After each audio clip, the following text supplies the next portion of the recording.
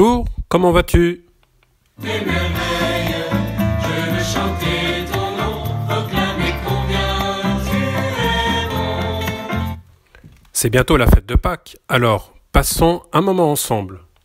Toi et toi seul, Seigneur réponds mon sort, ô mon roi, mon Dieu, je t'adore. Alors ok, Pâques c'est peut-être le chocolat, les cloches, ça aurait dû être un temps de vacances. Ça sera un peu différent cette année. Mais Pâques, c'est vraiment qu'une histoire de chocolat? Je t'appelle dans la détresse, sensible à mon cri, tu t'abaisses. Ta droite douce et forte me redresse, contre ton sein me tiens. Alors tu sais, Pâques, c'est pas simplement un jour dans l'année. La fête de Pâques, 3 jours de fête de Pâques. C'est beaucoup plus que cela, la fête de Pâques. La fête de Pâques, d'abord, ça existait avant Jésus, avant le Christ. Cela nous vient du peuple juif.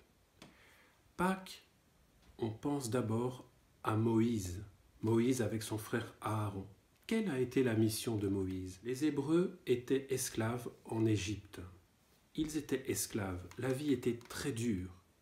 Et le Seigneur a envoyé Moïse pour qu'il fasse sortir son peuple en traversant l'eau, puis en traversant le désert, en traversant un certain nombre d'épreuves, et enfin en traversant encore de l'eau, le Jourdain, une toute petite rivière, et bien entrer dans la terre promise. Dans la Bible, on appelle la terre promise la terre où ruisselle le lait et le miel. Tu imagines cela? La terre où ruisselle le lait et le miel.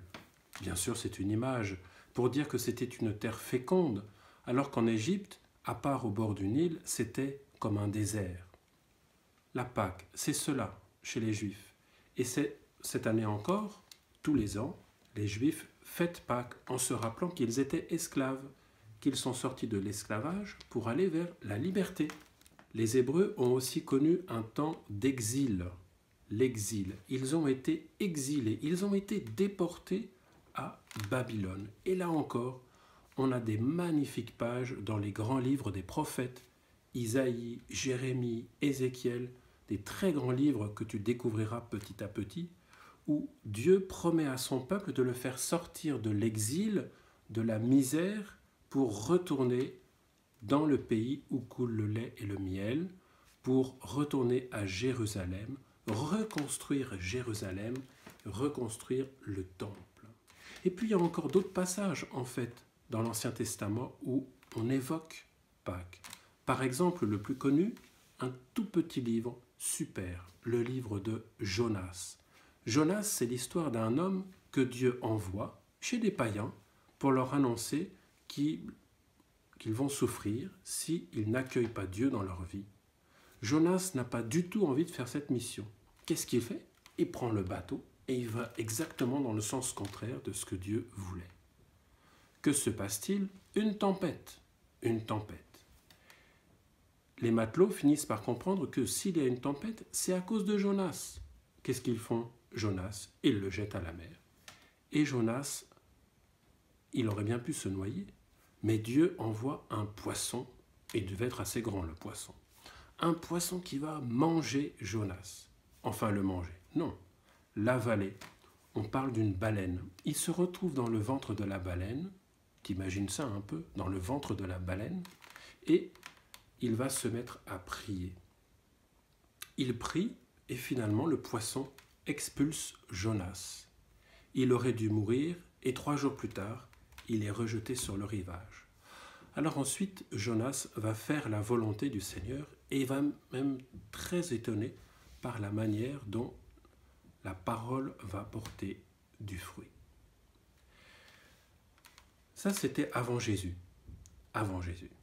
C'est très important pour comprendre qu'est-ce que c'est la Pâque de Jésus. On ne peut pas tout comprendre dans la vie de Jésus si on ne connaît pas du tout ce qui s'est passé avant lui. Mais enfin, Gilles, tu as oublié quelque chose de très important. Avant Moïse, il s'est passé quelque chose. Mais oui, bien sûr, Abraham. Abraham, sa famille, ses troupeaux, qui va monter de Mésopotamie en Canaan, premier des pèlerins de la liberté, premier des pèlerins de l'Alliance. Et encore avec lui, mais c'est un récit d'une autre nature, Noé. Noé avec le déluge, Noé qui sauve l'humanité à travers une tempête. Tiens, encore une tempête. Voilà donc quelques éléments pour resituer la fête de Pâques. C'est pendant une fête juive de Pâques à Jérusalem que Jésus de Nazareth va être arrêté, condamné, crucifié et mis au tombeau. Ça avait plutôt bien commencé. Il arrivait à Jérusalem et beaucoup de monde, des foules arrivaient à Jérusalem, c'était la fête de Pâques et tout le monde était dans la joie. Tout le monde était dans la joie parce que Jésus qui avait guéri des aveugles, des sourds, des muets, des paralysés et surtout qui avait accueilli beaucoup de gens de manière pleine d'amour, pleine de bienveillance, Jésus arrive, alors c'est la fête. Mais en quelques jours, tout va se retourner contre lui et enfin les puissants du peuple ont trouvé le moyen de le condamner, de le mettre à mort parce qu'il se prend pour le Fils de Dieu, parce qu'il se déclare le Seigneur. Tu commences à connaître cette histoire au cours de laquelle Jésus va d'abord se donner sous le signe du pain et du vin. C'est la première Eucharistie qui est donnée dans l'histoire des chrétiens. Jésus repart d'un rituel juif, le Seder, le repas pascal des Juifs, mais il va profondément transformer ce repas et signifier à travers cela qu'il se donne tout entier à nous pour que nous-mêmes, à notre tour, nous nous donnions. Rapidement, les choses s'enchaînent. Jésus est arrêté, Jésus est jugé, Jésus est condamné à la mort de la croix. Il porte la croix avec l'aide de Simon de Cyrène, puis il est crucifié. Tu peux relire tout cela dans l'un des 4 évangiles. Le lendemain de sa mort, c'est le grand sabbat, le grand repos, comme tous les samedis dans le peuple juif, mais particulièrement celui-ci, parce qu'il coïncidait avec la fête de Pâques. Et au petit matin du jour suivant, premier jour d'une nouvelle semaine, selon la Bible, eh bien, le tombeau est vide, le tombeau est ouvert. Le tombeau est vide, le tombeau est ouvert. Des femmes viennent pour embaumer le corps de Jésus, mais le tombeau est vide, le tombeau est ouvert. Ensuite, Jésus va se manifester de différentes manières à ces femmes, puis à Pierre et Jean, aux disciples d'Emmaüs. Voilà, c'est un commencement, c'est le début d'une nouvelle aventure, c'est le début de l'aventure des chrétiens. En fait, il va en falloir du temps pour que la bonne nouvelle de la résurrection de Jésus, les chrétiens en saisissent toute la signification, toute la profondeur, toute la nouveauté, tout ce que ça veut dire. Il va falloir beaucoup de temps. Il va falloir notamment une autre fête, un autre temps fort du peuple juif qui a lieu 50 jours après la fête de Pâques, Pentecôte. On aura le temps d'en parler. Jésus a été crucifié, Jésus a été mis au tombeau, Jésus est ressuscité. Voilà la source de l'espérance chrétienne. Voilà notre source, notre fondement. D'année en année, la communauté chrétienne, sous l'impulsion du Saint-Esprit, va organiser ses célébrations en repartant de ce que célébraient les Juifs, mais de manière nouvelle. Et c'est ainsi que va se créer, d'année en année, de siècle en siècle, ce que nous appelons aujourd'hui la Semaine Sainte. La Semaine Sainte, elle commence le dimanche des Rameaux, et puis elle connaît les temps forts du Jeudi Saint, du Vendredi Saint, du Samedi Saint. Et dans la nuit du samedi au dimanche, la grande veillée pascale, la veillée où on fait briller le feu devant l'église, on allume le cierge pascal, etc. Et le dimanche de Pâques. De Pâques, telle que nous la connaissons aujourd'hui, il a fallu du temps pour qu'elle se mette en place. Il a fallu que les amis de Jésus découvrent de plus en plus qu'est-ce que ça signifie célébrer la Pâque. Et puis, ça fait 2000 ans qu'il y a des chrétiens. Il y a eu des évolutions dans l'histoire. Il y a aussi différentes manières de célébrer selon les cultures, selon les régions, selon les communautés chrétiennes. C'est un événement très riche, Pâques. Voilà ce que nous nous apprêtons à célébrer ensemble d'une manière si particulière. C'est ici que se glisse une proposition spéciale Nogent. Voici un livre qui m'a beaucoup marqué quand j'étais plus jeune. La Bible illustrée par les enfants. Et si nous, on faisait une vidéo, la Semaine Sainte, illustrée par les enfants?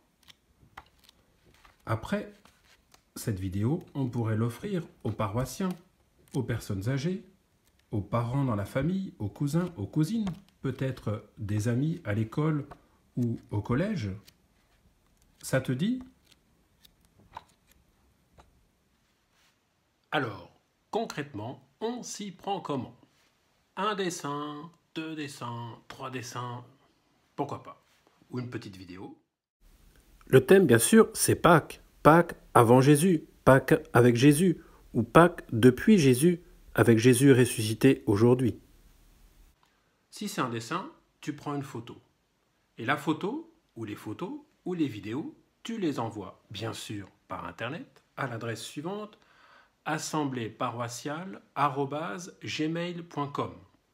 Assembléeparoissiale, tout attaché, pas d'accent, @gmail.com. On reçoit ça, et avec tout ça, on va faire un film, YouTube, bien sûr, et on va le diffuser.